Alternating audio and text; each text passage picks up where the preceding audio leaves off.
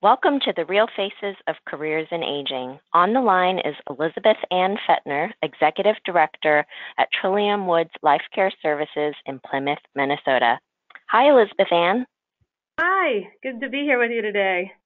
Indeed. Thanks for being on the line. First question, Elizabeth Ann. What is the best part about your job? The best part about my job is that I feel glad to be here every day. Glad to be at this community, working with seniors and working for Lifecare Services. And it's because I'm surrounded by people who are committed to a mission that stretches beyond ourselves. Folks I work with are talented and caring individuals, and the residents we serve are truly inspirational, and they're caring too. I think sometimes you spend more time at work than you do at home, and if that's the case, this is as close to feeling at home as you're going to get. Great. What is the one thing most people might not know about aging services? Most people probably don't realize that the career path opportunities are very broad and not just limited to healthcare. Beyond some of the obvious healthcare careers, there's so many more opportunities within aging services. It crosses a vast amount of industries. We need developers and designers designing senior living communities like independent living, assisted living, and nursing homes.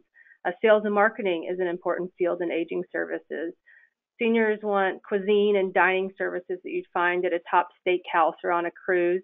We need human resources, talent to recruit, develop, and retain the workforce. And even within the organization I work for, LCS, we've got compliance, accounting, finance, asset management, real estate, IT. I've probably missed several of the different departments that we have, but it's a huge industry and it's not limited to the healthcare professions. Well, very rich indeed. What is your most memorable, rewarding experience there? Right. So I was working as an associate administrator at the time at Lifecare Services nursing home in Baltimore, Maryland, and there was a resident, Miss Cole, in her 90s. She didn't really engage with anyone very much, and when she did, it sometimes was more an unfriendly, negative way. Often you'd walk by, she may have a comment about what you're wearing or say something that not so friendly of what you look like. The staff, we did a good job of caring for her healthcare needs, but we had a consultant that came through and really posed the question, what were we doing for Miss Cole, and did we know why she was making those comments, or did we try and engage with her? And it really made us think that there was probably room for opportunity here. So we took it as a challenge, and from that, I actually developed a really special bond with Miss Cole. Over the next several weeks, we started to find that she really liked fashion, and so when she was looking at people, she was kind of looking at what they were wearing. So we started to engage with her first and talk about our heels or our clothes, compliment her on her clothes. We also found that she liked to watch fish in a fish tank, that she liked to watch the cars go by in the parking lot.